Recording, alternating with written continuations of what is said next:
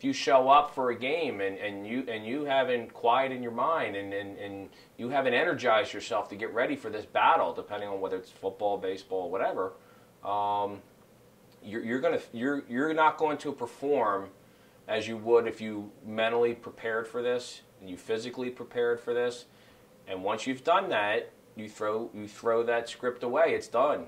There's nothing else more you can do now. It's game time. The next step we go to is detachment and acceptance. Create positive emotions and let energy do the rest. What happens, happens. And you need to detach now and center yourself where you can play at the top flight of your game. We detach ourselves from negative thoughts.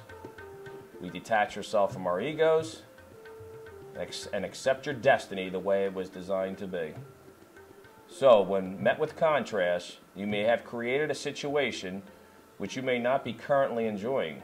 The Phillies' #1 draft pick this year, who we trained, and he came up with that very scenario. Like, this guy's pinching me. And I said, well, why do you think you drew that umpire to that game? And he was kind of lost at that point, like, what are you talking about? The guy's pinching me. I said, well, try to understand what's going on here. You want to play Major League Baseball. He goes, yeah. I said, do you ever think that you have to go through this in order to conquer this, in order to move to your goal?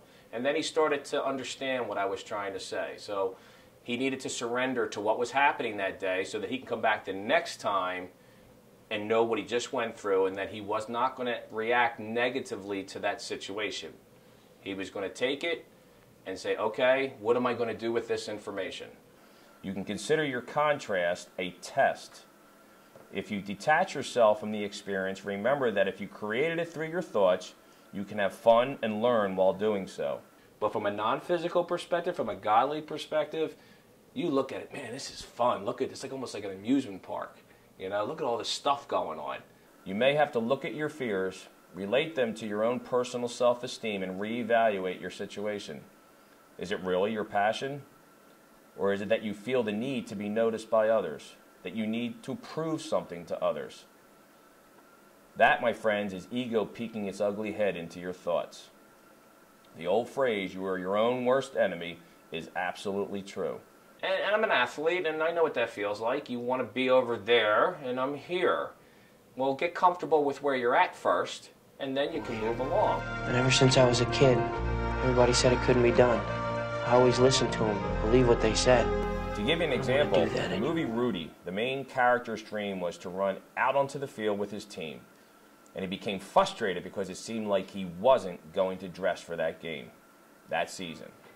Hence, there was no dream. Little did he know that success was right around the corner. He had launched such a strong emotion about playing football that the universe was still working on his behalf to put the pieces in place to fulfill his desire. Rudy had such a strong passion that vibrated from the spirit that the magnetism of his thoughts and energy were still continuing to draw to him what he wanted. It is up to an athlete to accept the fact that your thoughts can bring to you anguish or discourage you. They can also have the power to bring you great success and happiness. Once you understand how to avoid ruining your efforts and how to obtain success, you will use these tools to get everything that you want in life. Now, play ball.